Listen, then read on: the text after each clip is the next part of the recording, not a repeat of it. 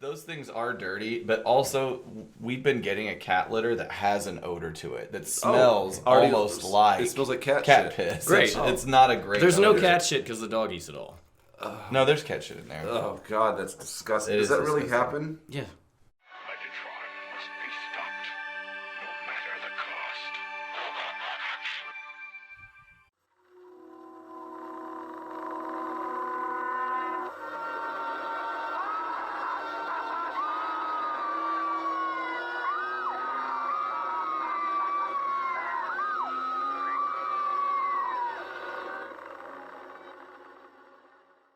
Hello, ladies and gentlemen, and welcome to the Autopod Decepticast, your weekly podcast that delivers a minute-by-minute breakdown of the 1986 Transformers movie. You are listening to episode 33, which is going to cover 3201 to the 33-minute mark, and this is the first of two blood-curdling bookends to the Halloween holiday. One, the one you're listening to right now, broadcast before Halloween, and one after. So you, listener, have 2 weeks of Halloween hijinks to look forward to. I'm your host, Aaron, and I'm here with my co-hosts. I am Ravenous Ryan. Very good. I like your Halloween nickname. That's right. Do you have a Halloween nickname? Well, I'm Creepy Caleb. Damn it. I didn't come up with one. I'm Asshole Aaron. So, okay, guys, this is the first of 2 Halloween episodes. Who is your singular most spine-tingling Transformer, in your opinion? Your most abominable Autobot or your most dreadful Decepticon? I mean, the Decepticon Pretenders are all pretty weird looking, but then we talked about this a couple of weeks ago. What were formerly the Sparkabots or whatever. Those monster goofy looking things. The monster bots. Yes, there's right up there the beaver looking dude. Right. Caleb, do you have a pony in this race? Yeah. I mean, but I've said it before. I'm all Shockwave all the time. Oh, okay. So that's the answer for everything. Yeah, but I mean, he has a face like no other Transformer. It's true. It's like a weird light. He's terrifying more in that. He has no face. In that, what's that Stanley Kubrick movie? Shining? About space. Oh, it's 2001? Yeah, he's scary in the 2001 kind Like of Dave. way. Yeah. Like Dave. I can't do No, that, not Dave. dude. Not Dave, but... Yeah, the Howl. Howl, yeah. I was just gonna go with the Terracons. Yep, I had several of the Terracons. Never enough to make Abominus. Was it Abominus? I think so. Yeah. Yeah. I think I could make Abominus. Damn it! I wish I had my toys from childhood. So, last episode recap. Megatron and crew were zombified, then all together Frankenstein. Yes, modified, but not monsterfied. That was great. So it was like It was a little rap. Yeah, a It little. was a Halloween rap. So we used to have Megatron, Skywarp, T-Crack, that's his rap name, and Insecticons. We now have Galvatron, Scourge, Cyclonus, the Sweeps, an Armada, and let's not forget It never shows up again. banging ass ship to carry them in.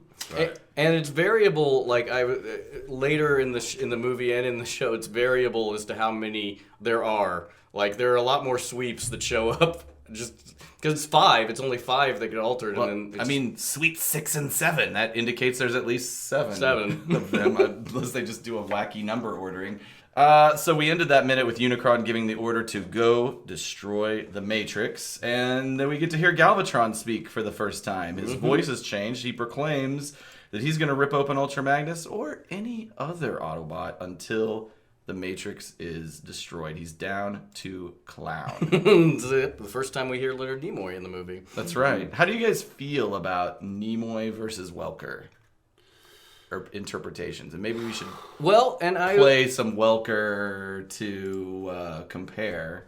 I will say that I saw this movie after, as I mentioned before, I saw this after I had already seen season 3, and so Galvatron's voice was pretty much, ensconced in my mind, and hearing the deeper, less harsh voice of Leonard Nimoy was kind of jarring. It was like whenever in season 4, whenever Aunt Viv is just straight up another woman in Fresh Prince. I'm like, this is weird, and different. So here, since I pulled this up, we'll just go through it here real quick. Frank Welker. You insolent organics! You failed in your mission! Show them what you discovered, Ratbat! The Autobots have shut down the master generator. Without a source of power, the anti-electrons you planted there have vaporized. He definitely doesn't sound like Megatron. No. Will rip open Ultra Magnus and every other Autobot until the Matrix has been destroyed. To Cybertron! So it's definitely more gravelly, And raspy, yeah. lower, Deeper, yeah. deeper register. I mean, it's hard for me not to. I respect both of their abilities. If I had to choose, I would go with Nimoy just because it's Nimoy. He's awesome, and I do like the lower voice. To me, it's less annoying than Welker's version. I would say that I think, and again, this might be because I just knew that, like, for me, Galvatron's voice is the Welker voice, and I do think it fits better, like, because he's done by the same person. Yeah, but I I like agree. Leonard Nimoy's take on it. Yeah, I agree. I will say that I do agree with you there, that it's more in line with the Welker voice for Galvatron is more in line with his past as Megatron. And it connects him to Megatron a little bit. It is interesting because also, though, like, it just speaks to how good Frank Welker is, because as a kid, I never connected those two voices being done by the same person at all. Yeah, me either. I think I like Nimoy's take, but it's more flat to me as a character development piece. I mean, it's less dynamic. Right. I But agree. I think they both have their place. And hell, if the sort of scenario we invented in the last episode where Galvatron didn't become truly crazy until after Unicron is destroyed, then it just makes sense the voice might be more manic. Yeah, But sure. anyway, okay, so Galvatron does something I don't know that at this point, I don't know that we've ever seen before, which is use his arm cannon as a sort of rocket propulsion system, and he flies over. And I never noticed until this I think we're at the same viewing point. that he's standing at the front of the ship. Yeah, he's standing on the bow of the ship. 3214. I never noticed that he's just up there. I didn't either. Yeah, in all of his glory. I mean, he's doing a lot. Like, he's doing like the propulsion for the arm cannon, even though he can straight up fly. He's very extra and like just showing off. Sure. It's literally standing on I'm the king of the world. Right. Yeah.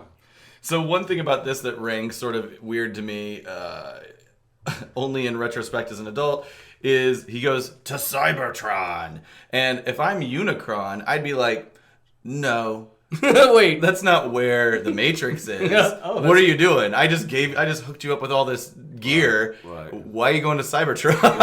But we figure out why. We know why, Right, the but question is he doesn't. But how would Unicron he know? doesn't have a dog in that. No. In that. Well, in that what? and Where does that go? Dog in that what? dog in Maybe that fight, but that's terrible. okay. I look for horse in this race. But maybe that's then why Unicron then Oh, that's says, right. Yeah, as a friendly reminder, he does do a double tap. Yeah, I thought that. destroy the Autobot. Hey, guys, Matrix, destroy it. And don't forget, destroy the I Autobot. actually took it differently, where I took it as like as they're flying away, Unicron, if he had a face, was just like looking down and just like, yeah, destroy the Matrix, destroy the Matrix, just like muttering to himself. Well, it does come across as a mutter, but I think it's more of a reminder. Like, Hey. I will get you. and destroy the Autobot Matrix. I will get you. This shot here is really great of the ship flying away from Unicron. You get a good sense of the scale of Unicron. That's And it's just- 3217. Right, It's big. and you get to see the sweeps and Cyclonus, not the Armada, flying into the ship. No, as- that's never seen again. Right. And so the ship flies off. He gives the reminder that Caleb referred to. And destroy the Autobot Matrix.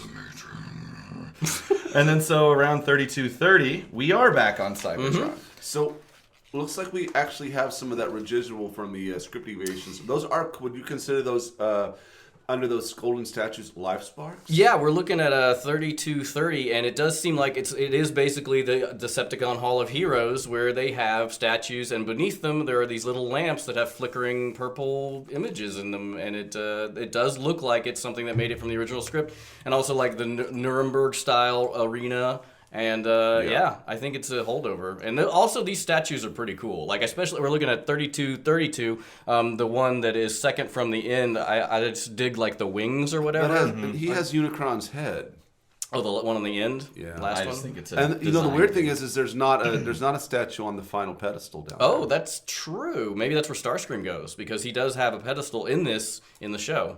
Oh, they do. When he becomes a ghost, he like Octane is in there and is like his statue is gone. In this same place? Yeah. Oh, I don't remember that. So even though Galvatron blasts them apart, they still have the respect to give him a tribute of sorts. I guess. I mean, maybe it's like Of course, it's all necessary because of what happens to Starscream's character, and that he becomes a ghost. yes. Well, and is that a holdover from the whole life spark idea? The life spark. So I didn't notice until right now that these little sparks were sparking. like Honestly, I didn't either. But I did notice the designs. I did assume I would have known this had I not heard your version of the script, but I did assume that this was a holdover from the Hall of Heroes. And part of what, and I think I meant to go into this in the next episode a little bit more, but those designs, if you think about it, are very much more in line with the designs of the characters post-movie than the characters pre-movie. Sure. So I could totally see how you could have had a Cyclonus statue or a Scourge statue, and their statues got demolished and their sparks got released, and they just became what they were. Yeah. Which makes me think, did the Decepticons in your version of the script look like what they looked like when they were alive originally? Well, they never described them, so yeah. Like, were they reformatted or just sort of brought back to life? That's a good point. I mean, well, I guess we can assume they're reformatted because Megatron was reformatted. Right. So I would think they changed. I don't know. Well, all these designs are very Florodary. Yes, they're very, very that. Like the one on the end with, like you said, Caleb, has Unicron-like head. Also has very Scourge-like wings. Correct. And he, there was no backstory on this, so he could do whatever he wanted. So before we get into this sequence here, I just want to note that several attendees of this ceremony seem out of place. Caleb, are you picking up on this? You picking up what we're throwing down? There appear to be some Insecticons there, which doesn't make any sense. And there appears to be some of the like Skywarp. Skywarp and Thundercracker, just put me out of my misery. Come on. Yeah, there's dead people here that shouldn't be here. Which again is probably a holdover from the script where Megatron's the only one who died. But also there's a little coloring error where the Constructicons are gray instead of green. Sort of a pinkish grayish hue. But Caleb, there's your man. Look who's back. Shockwave. That's right. He took some time out for the ceremony. They let him come. He didn't throw his hat in the ring. Or maybe he's kind of at the back. Maybe he was just like, he What's wasn't going invited. on? He's just watching from afar. Well, Hey, why are you guys He's over? running. He runs he's like the facilities manager. So he kind of has to be there just to make sure there's no like malfunctions in the lighting or anything during the ceremony. He's probably helping provide the catering for the event. Sure. Right, so yeah, he has to be there. He's the facilities the inner manager. John Crudite. Yeah. So we see Astrotrain and Starscream starting at around 32-36. And Astrotrain is attempting to crown him, but there's ceremonial trumpets that kind of ruin the moment. Is like, okay, let's talk about the trumpets for a second. One, why are there trumpets? There's no... Okay, just leaving aside, we're not even going to talk about the vacuum of space, but they're blowing into trumpets. Some of them don't have quote-unquote mouths. Oh, they're just holding them up to their face plates? And also, why are they, waving like the craisiest Like cartoon cartoony trumpets? style. It's the weirdest choice. It's like Merry Melodies. It's like... Yeah. It's like late 20s, early 30s Disney animation. Why don't they just have Soundwave play a fanfare? That's a good point. Well, it's humorous here. This is there's a joke coming up. Soundwave could also link into like a video system and play some of the best moments of Starscream's history, just to kind of. That's not bad. It's Having that playing in the background. It's obviously poking holes in the seriousness of the ceremony. Right, sure. Starscream wishes there was. Starscream has the hugest tits in this. It's destroying. And look at incarnation. I should say the one thing about Starscream in this scene is that his lips actually have lips. At least for this moment. They do that intermittently. His mouth has lips. He looks just beefed up in this. Like his arms are bigger. I think he's got embellishments for his cape. I tried to look up why he looks so different because there's a lot of different elements. His head is small. I think his shoulders are more broad. His arms are beefier. There's more dimension to his arms where a plane of his shoulder might have been just a square at one point. Yeah, now it's like edged off and has more sort of nuance to it. And like you said, his chest is giant and it's shaped differently. Like normally those whatever you might call them holes intakes are squarish, and they've also been giving more sort of angularity. Everything's at the octagonal. corners. And but just in general, his proportions are bigger, beefier. Maybe that is to indicate his status as leader. I tried to find any information that would lead to why his design changed so much for this scene, and I couldn't find anything. But I think the animators were just like, "Let's whatever." I think it looks cool. It does. No, it does look great. His hands look bigger and beefier. I think, and I have a masterpiece Starscream, and it comes with what they call the Coronation set. And I think I've got him wearing it, actually. Yes, I do. And these shoulder pieces are like extra pieces that snap on. I love the shoulder pads. Yeah, it's pretty cool. But, I wish I had some insight into that. I assume they just did it to indicate his status as leader. Right. Like whoever would have become leader would have had a slightly bigger, better appearance. I don't know. Can I talk about the crown yet, or should I wait? Talk about it, sure. I mean, it's coming up. Also, before we do that, that second we just saw, like 3242, where the Constructicons are like playing the trumpets, and then Starscream shouts them down and is like, "Get on with the ceremony." Fucking, I think it's a Mixmaster, looks crazy incensed. Like he throws his arm up. He is having a fit of like, this is my moment. I wanted to play this trumpet. He's the second from the end. Like he was trying to get first trumpet. This guy over here. We rehearsed so much for this. Yeah.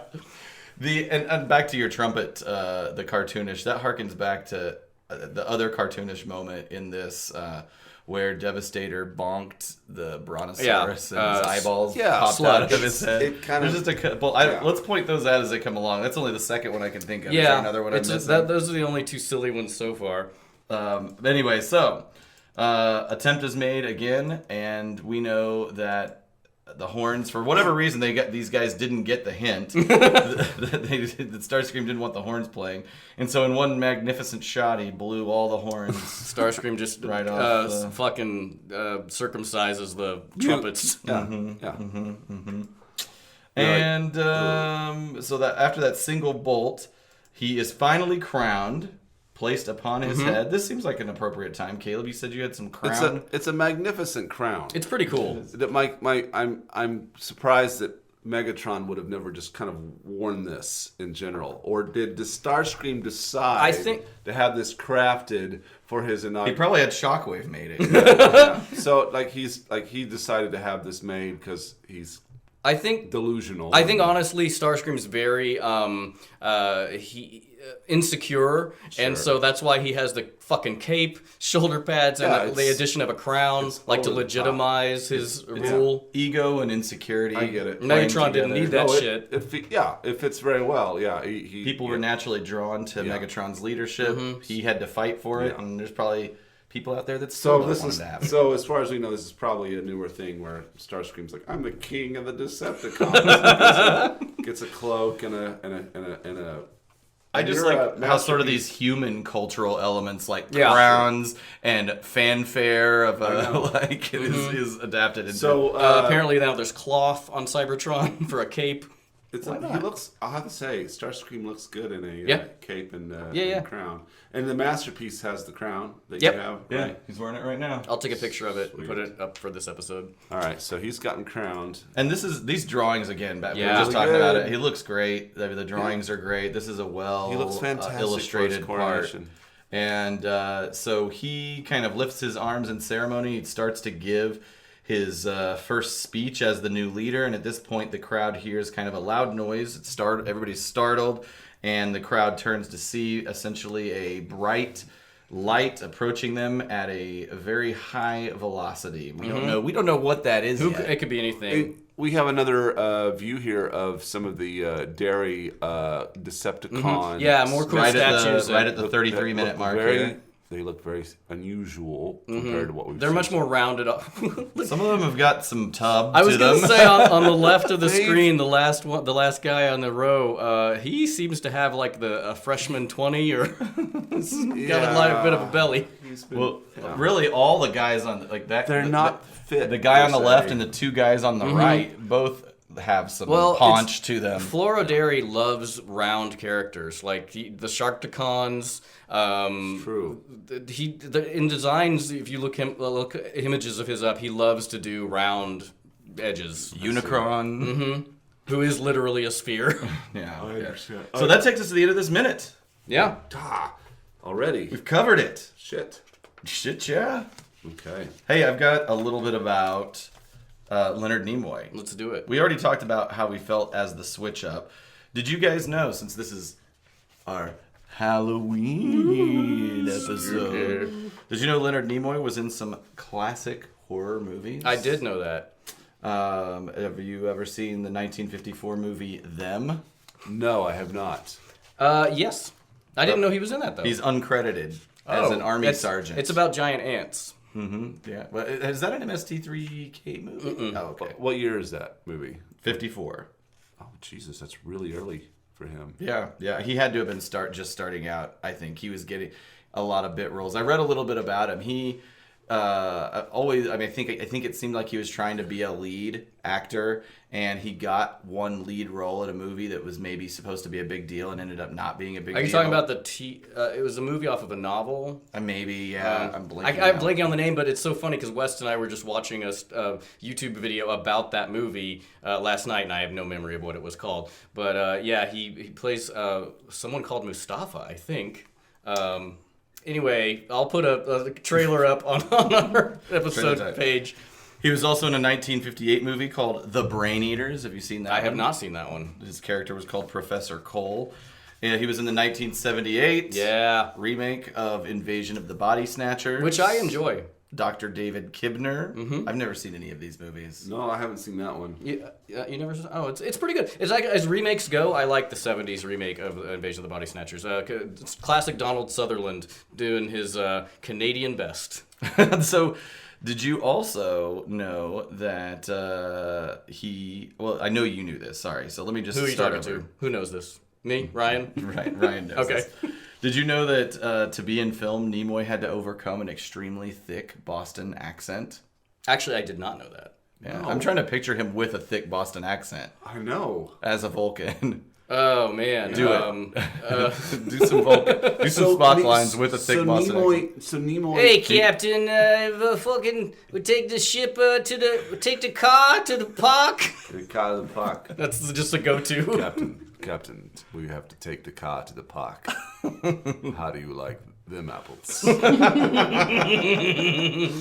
So let's also, speaking of horror, not forget his roles in Rod Serling's Night Gallery. Are you familiar with that show? Yes, I love that show. So, a macabre series that I believe came after Twilight It was Zone. after. Mm-hmm. And he was also the host of In Search Of. Which is great. Listeners, if you haven't seen In Search Of, there are tons of them in full up on YouTube. Go look it up. It is classic, like 70s, early, like 80s, looking for mysterious things, UFOs, Loch Ness Monster, Bigfoot. It's all bullshit. Is it like But is it like Beyond Bizarre? Have you ever heard of Beyond Bizarre? no. Beyond Bizarre. Are you talking about Beyond Belief? No, I'm talking about Beyond Bizarre. Aaron, why don't we completely throw a big break on this and look up Beyond Bizarre? Allow me to introduce myself. I'm Jay Robinson, your host for Beyond Bizarre. The dictionary defines bizarre as an adjective, a word meaning deviating from the customary, conceived or done with no reference to reality or common sense. We're going to take a journey together and shake up the orderly progression of your lives to the gray area between the rational and unexplained, where civilization and chaos are just a heartbeat away from each other. So be prepared. What you see and hear may be beyond your current experience. So let me be your guide to the bizarre and beyond.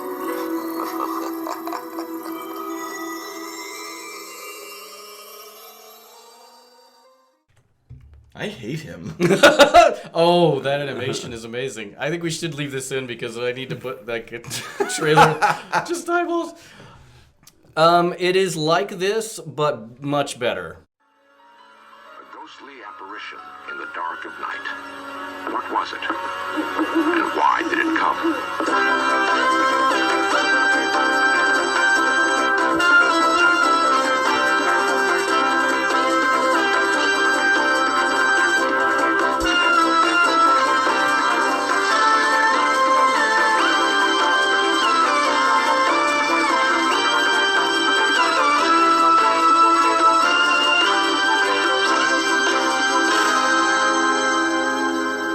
An astonishing event occurred on a still summer night in a Maine fishing village. An event witnessed by the latest occupants of a house with a long history. Whoa. Yeah. What about Nazi plunder? That's a real thing. The Bigfoot one, the UFO one, and the Loch Ness Monster one are all classics. I do want to see this in the haunted castles. Did you know that Nimoy came up with the concept of the Vulcan nerve pinch? I did know that. So with the nerve pinch, what was scripted was that he was going to knock somebody out with the butt of his phaser, and he basically felt that there was probably a more sophisticated way for somebody of his background to be knocking somebody out. So he explained that to the director, and he was like, hey, man, I went to the Vulcan Institute of Technology, man. I've studied human anatomy. That's a dead-on Nimoy impression. And so he and Shatner went and worked on it a little bit, and he credits Shatner kind of sticking up for him and working with him to get it right, to getting it in as part of the canon. It makes sense. Like, you never, I don't think in the original series see him do fisticuffs. It's all, which fits with like his character of just stoic and like, well, now you're unconscious. It's a passive. Yes. It's a passive approach, which I think is in line with Vulcan culture. Yeah, it works. So kudos, Mr. Nimoy. Mm-hmm. We can. I am the ghost of the iconic moment. You know. You guys have an iconic moment? I for this? do. I love Starscream's whole aesthetic, like the shoulder pads, the cape, the beefier arms and boobies. I really enjoy it. That's what sticks with me from this scene. Caleb, did you have a? You don't have to. I just sounds lame if I agree with you, but that's pretty. Well, you seem to like the crown a lot. I was hung up on his choice of ceremony garb. Mm-hmm. The crown being the garb. It's itself. pretty great. Yeah. I think this scene here of the Decepticons flying away from Unicron At 3220-ish? Yeah. And just, again, a reminder of the scale of Unicron, your kind of final connection between these characters before these guys go off and do their own thing and other stuff starts to happen. But now made even better by the fact we realize Galvatron is straight up just standing on the goddamn ship. That's pretty. This way. I would say that's pretty damn iconic. Except that we never noticed it No. before. Hey, guys. Yeah? You know what I think it's time for? What? Oh, wiki. Rip Deviations. Once again, I will get mine out of the way so we can get to the real juice, the jet juice. Oh, That's not. the ladies love it. Stop right there. So in my version of the script, Unicron doesn't provide a ship. Galvatron just hops in Cyclonus, who leads the fleet into the distant stars, and That makes more sense. yeah. And Galvatron says, "I will rip open Autobot after Autobot until the Matrix is yours, Unicron." So we're still operating. In my version of the script, he's not commanding them to destroy the Matrix. He's commanding them to go bring him the Is Matrix. he bring ripping that shit back here. Is he ripping them open to look for it? Like, not in this Autobot. Not in this Autobot. Oh man, when am I gonna that- find the prize? Yeah. The way we might open plastic Easter eggs. That's sure. Or maybe a He pinata. does. of sorts.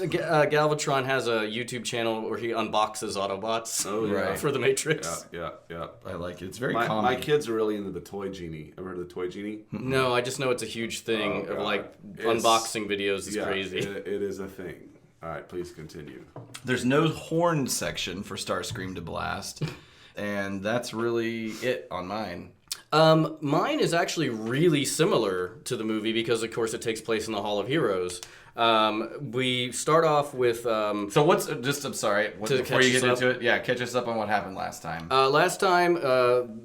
The life sparks of the heroes of the Decepticons landed on a slab-like planet, which turns out to be Unicron's hand. Ingester. The mighty Ingester, Ingester. yes. He offered the same thing. I'll remake you, and hey, do this for me. And Megatron accepts, and then he makes they do look in the way they're described the same, like the Scourge, Cyclonus, all that stuff. And so at this point, he does also in mind he does not give them a ship. So they're just flying. Galvatron and his newly created force fly up and away with great speed. Galvatron's laughter echoing through space and merging with echoes and rumbles of Ingester's ghostly voice as we cut to the Decepticon Hall of Heroes and Starscream. The hall is in shambles, several Decepticons lie in various stages of destruction, and Starscream stands in the center of a circular floor on a raised platform. So it's basically the same. He has a cloak on his shoulders and thrust and ramjet, both showing effects of a battering. Bow in front of him, his astral train holds a huge crown over his head. It's exactly the same. It's to the point where those same characters are doing that in this scene. Yep. Except in the version we see on screen, the characters don't look as No, they're not roughed battered. up. Yeah, because there was Which no they fighting. should, but Yeah. they don't. Then Starscream preening. Well, get on with the ceremony. Your future monarch is waiting. And and this is where there's a little deviation. Dirge intones rituals from an ancient book. His voice shows how he's not thrilled about any of this. So it's an ancient Decepticon Book. Yeah. Like a Necronomicon of sorts. Yeah. Fascinating. Dirge is just, in accordance with ancient ritual, we, the Decepticons of Cybertron, herewith anoint and extol thee, noble Starscream, and proclaim thee king until time ceases to flow. And Dirge and others react to eerie sounds and look up on a annoying Starscream, who petulantly shouts at them, "Get on with it, complete my investiture!" This must be how John Roberts felt swearing in Donald Trump. That's, oh man, yeah. That's political. And then Starscream looks where others are looking and reacts, and this is end of the scene, where it ends basically the same place our minute ends. Okay. Oh man, I'm hoping that this doesn't get back on the rails. Yeah. I hope it stays nicely, dangerously off the rails. Well, that is really it. Next episode, one of our favorite sniveling sidekicks kicks the bucket. And that's really it. All right, everybody, listen to us on iTunes, Stitcher, Google Play, and TuneIn. Follow us on our social media, Twitter, Facebook, and Instagram. All of them at Autopod Decepticast. And, of course, visit our web presence at autopoddecepticast.com, where we put all kinds of extra content. And if you're an iTunes user, we'd really appreciate a little rate and subscribe. 5 stars would be excellent. Yes, Hey, please. It's Halloween, guys. Happy Halloween. My favorite holiday. It's coming, and when you're listening to this now, Halloween is a mere 2 or 3 days, two days away. As you listen to this now, If Halloween you're listening is to coming. it fresh, 3 listen days. to it archived, Yep. then whatever.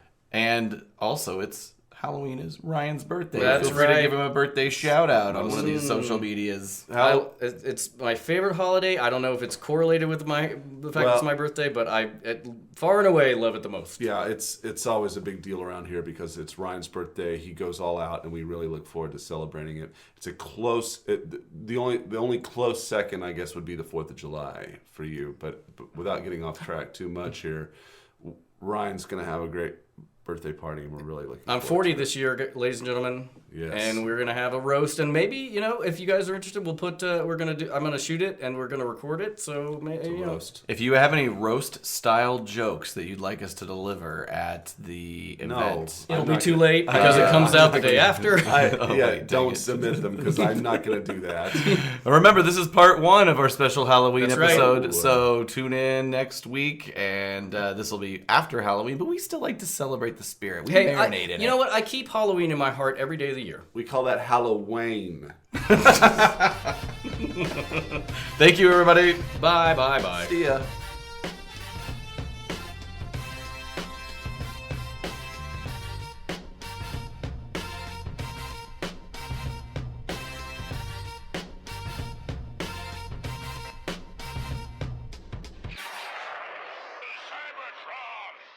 So we're thinking of posting this on to see if I don't know if Transformers fans overlap with Killer Mike fans. I had to ask West who that was. I was like, when I saw Who cares?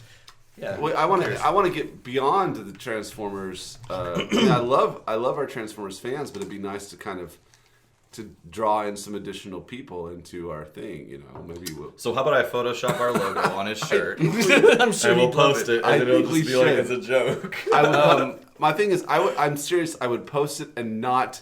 But should we say not acknowledge it at all? or say we're proud to have Killer Mike or whatever as fans of the podcast? No, because then if he sees it, he's gonna be like, "Well, I'm What the sorry, fuck, I took dude?" that picture with you assholes." I know. But maybe that would be funny. I Or mean, maybe you'd think it was hilarious. I would don't hope he know. would have a sense of humor about it rather than, I don't know, but he couldn't sue us, could he? No, I don't think so. They're not making money off of it. If but we were obviously being satirical or like funny, I don't think it would be a big deal. if you were gonna Photoshop anything, you'd have to make it really shitty, so it's obvious it's not right, real. right. That's a good point. So I would just put the picture up, honestly, but So here's the story real quick. So we were, this is 3 days, Friday and Saturday were super, super hot. And you went to This is Austin City Limits Music Festival. Music Festival in In- the city of Austin. in Austin, Texas. The state of Texas. where I was born. You were born in Austin? Yeah, I lived there until I was 2, I didn't know that. and then I moved to Springfield. Oh and, no! Hold on. I don't want to hear about your Killer Mike story. Ryan, tell us more about being born in Texas. And then the stupid canned dad joke I used to use was, I lived there till I was 2 and then moved to Springfield, and then a year later my parents followed. That's terrible. Wow. Who would you tell that to? I told it like twice and it got that reception, so I never told it again. Well, this one's off the set list. Yeah, that's not in my type Was your 5. dad working down there at the time or what? My dad, yeah, I think was, I can't remember. My mom might have been going to college there. No, my dad went to college at SMS. And then my mom must have been. I don't know. Did they honestly meet- how did they meet? did meet. I think in Texas? In Texas, yeah. No shit. Are they both from Missouri? My mom's from Florida. And your dad? Is from Missouri. And your mom had moved from Florida to Texas at some point? Yeah, I guess I should probably ask about that. I'm real murky on the details. I never think to ask about shit like that. I didn't realize that. I didn't realize that you were born in Texas. So you lived there, and then they moved back, like your dad moved back here, and so Springfield. brought the family back. And then we moved to Nixa like a couple months later, and yeah, he was Upon, working for Montgomery Wards, I think, Doing as what? a sales associate or whatever. Yeah. And he has like awards from like getting like top salesman or whatever. And Oh, I'm what sure. the weird thing is back then, apparently they didn't want you using your real first name, but you used your real last name At on Montgomery Ward? on your name tag or whatever. So he went by Keith Jett, which is both of our middle names. Why would you do that? I don't know. No, I'm Unclear. I'm sorry. This is a rabbit hole. So you're saying that the work culture there, you didn't use your real first name, but you used your last name. Or, I guess, I don't know if it was on the name tag, but Keith Jett is on one of the awards that he got, so... Oh, even on his award it was the wrong name? It's weird. That's fucked up. It's like saying we don't recognize your true self. We recognize your persona. Your sales persona, yeah. It was before he worked for Poland Pro. Yeah. And there was an interim where he worked at a couple... That's really weird. Okay. All right, sorry. Yep, no, that was... All right, Aaron. Back to Austin City Limits. You went to Limits. Austin City Limits Music Festival, Yeah. and as you are prone to do for year in and year out, and I will go back with you someday. Someday you're always invited. So That didn't seem sincere. So tell me, yeah, I know. So, okay, let me set this up. Friday, Saturday, Sunday, 3 days of the event. Friday and Saturday were slated to be hot as balls. Sunday was really nice. So Friday, we went early in the day because Jennifer's boyfriend Derek had a lot of bands he wanted to see. Because we were there all day, Melody almost had a heat stroke. She left early. She didn't finish. She went back to the hotel while Derek or the rest of us just stayed behind and watched it. But super hot, but we knew day 2 we should not show up that early because we can't withstand the heat for that long. But Derek and Jennifer still went early. So Melody and I just went shopping. We found a little shopping district we'd never been to before in downtown Austin on 2nd Street, and we were just checking out little shops. And it got to the time where it was about the time we wanted to go to the festival because Danny Brown was on at like 2 o'clock. I wanted to see Danny Brown. So I wanted to take a shit before we got to the festival because nobody wants to take a shit at a festival. And you're just, in a porta some potty. people do, but it's a very specific kink. Yeah. And you're just the kind of guy that you just, I don't know why, but Aaron's the kind of guy that taking a shit is It's a thing. It's a thing. Oh, well, and especially when you've been at one of these things, you're eating food that is different than you normally eat. You've been drinking, so your constitution's all kind of fucked up, and you're trying to manage it with like Pepto and Tums and like your whole stomach gastro. So like me and Ryan said, it's a thing for you. Because you kind of set yourself up for some kind of event. So I want to try and go before we go to the festival grounds, and we find this little coffee shop, and Melody's like, "Let's go in here. Certainly, they've got a restroom you can duck into, and maybe we'll get some coffee real quick." Okay. So we go into the coffee shop. I'm walking towards the bathrooms, and I see who I believe to be Killer Mike with his with a woman and an older gentleman, and they're just hanging out talking. And I walk by them. And Melody, I turn around, she's right behind me, she's going as well, and I go, "Is that Killer Mike?" She's like, "I don't know what Killer Mike looks like." And I'm like 90% sure that that's Killer Mike. This is crazy. And she's like, "Well, go talk to him, go ask him." I'm like, "No, I'm not gonna bother him, and I gotta go use the bathroom." Did you mention who Killer Mike is? Oh, well, Killer Mike, for those that don't know, is been a rapper for well over a decade, maybe 2 decades. He's an Atlanta guy. He's been on tracks with Outkast, several solo albums, but he has a lot of notoriety. He has a lot of notoriety right now for Run the Jewels with super producer / rapper LP. And they were playing that festival, and that's why they were in town. They're hot right now. Well, they're a big deal. Even though Jennifer, my sister-in-law's daughter, referred to them as old people rap, which that was offensive. Wow, God. But I know that was really offensive. But they're so cool. But they are so cool, and there was a lot of young people at the show. But anyway, so back to the coffee shop. So I go into the restroom, which, by the way, was a gender neutral bathroom situation, right? So men or women, there were 2 bathrooms. They both, men or women, could use either one of them. Nice. And so this is a little side story. I go in and there's 2 stalls in there. 2 stalls, no urinals, 2 stalls. And so, but then there's a lock on the door, and I think, well, am I supposed to lock? There's 2 stalls in here. I shouldn't lock. So I didn't lock the door. And I went in there. Business was done. Somebody came in. I swear I thought it was a standing urinator because I didn't hear the shuffleabouts of a sitting situation. And And then and it was fast, and so I just thought it was a man in there. So I was wrapping up, and because if I'd have known it was a woman, I would not have exited my stall. I would have waited until. Honestly, either gender, I would have waited. I don't like encountering. I don't like it. bathrooms. I don't like it in general. If I'm in like an office place with people I know, I don't want to make eye contact with people I know. But if it's people I don't know, I can say fuck it. Oh. But anyway, I usually try to strike up conversations. I hate people. People do that, and I People do that. It's I maddening. You ever tried to shake someone's hand in a bathroom? No, I don't. I just generally don't ever shake hands anyway. But Do this sometime. You're wiping your hands. Do a wet high five. a wet high five. so that it definitely splashes on their face. So anyway, I go out of the stall, and it's like a young girl in her 20s, and obviously she didn't know what was going on. She goes, "Am I in the wrong bathroom?" And I go, "No, it's either." And so anyway, I discredit the coffee shop because 2 holes is confusing. Look, if you got 2 holes, and they're both stalls, just make one man and make one woman. But anyway, but also. No, here's the thing. Either put a lock on it or don't. Like, if it's if there are 2 stalls, there shouldn't be a lock on the door. There should be 1 toilet with a lock on the door. That's right. That's a real confusing thesis there. Anyway. Yeah. So I get out of the bathroom, and Melody's already out, and I go and meet her, and we're around this corner, and we've basically agreed that it's like we're 90% sure it's Killer Mike, and she's like, go talk to him, and I'm all shy, and I'm like, oh, no, I don't want to disturb him. Artists and celebrities, they don't like to be disturbed. I don't want to be that guy.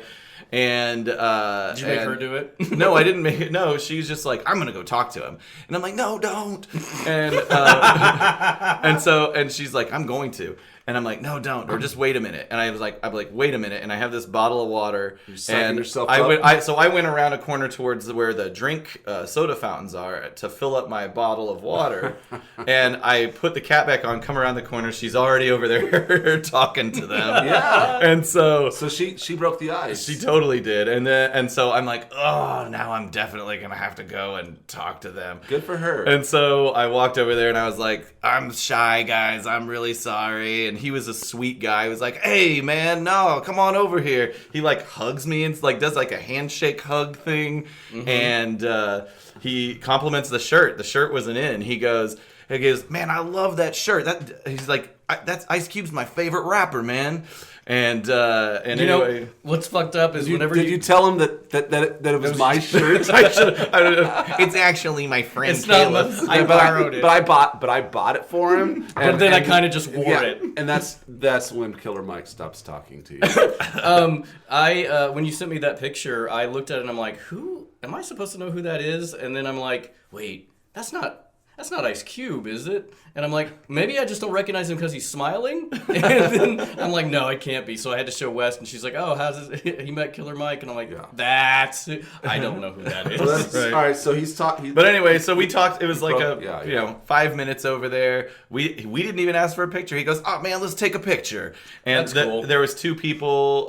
There were 2 people with him. So one was his wife. And she was very nice, so it was introductions all around. And then there was a middle-aged gentleman, I wish I remembered his name, but he actually took the picture. Everybody was really nice, and to hear Melody tell it, she went up to him, and she goes, excuse me, are you Mike? And she'll say that, like, he could tell that she was, like, checking him out from a distance and was smiling before she even walked up. Like, he knew. He sensed the fan nerdery around him. But he was totally awesome. He's like, man, you got good hair. To her, to me. He goes, man, you got good hair. You ever make it down to Atlanta? And I was like, Killer Mike's about to ask me to party with him. Because of my cloth. But he's like, no, he owns a bar. He and his wife own a barber shop in Atlanta, and he's like, come on down anytime, man. We'll get you going, man. Okay. And so he invited me to, and I've done a little research since then, and I think they're trying to open up a small chain of barber shops. Okay. And they kicked it, but he lives in Atlanta. His family's in Atlanta. But anyway, so that was the Killer Mike story. Thanks to me needing to take a shit. Yeah, I met it an finally artist. paid off, and actually an artist I actually care about and respect and feel good about. So that's the Killer Mike story. That's great. Well, and we will. And he had craziest part is he had an Autopod Decepticast T-shirt on. He knew about us. What? I know. T-shirt We're that doesn't mutually. exist. Look at the picture online that we're posting. It's crazy. Like, who knew that I didn't even tell him who I was. I didn't even tell him I was connected with the podcast. He doesn't even know until he's listening. Hopefully to it. someday I can meet like William Shatner because I had to throw up or something. All right, so that's that. You guys want to? What's the name of Killer Mike's Barbershop? It's called Swag Shop. It stands for Shave, Wash, and Groom. Nice. Cool. All right. There you go. Oh, I needed one of them shirts. It is a cool shirt. We're gonna name drop his barbershop. Maybe instead of doing this fake thing where we put our thing, maybe we just shout him out and say, "Hey, Killer Mike, we're big fans. Great to meet you." I think Blah, that's blah, better. blah. We might get more lemonade out of that. Yeah, and if Squeeze. we mention the if you even say thanks for complimenting my hair, or I'll definitely come down and get a haircut at your place. At Swag, Atlanta. That whatever. might actually get some. He probably will acknowledge that if we are promoting. Well, Melody already tagged him on her Facebook and Instagram posts. I don't know if he's seen or responds to that shit, but at any rate, we'll check it out.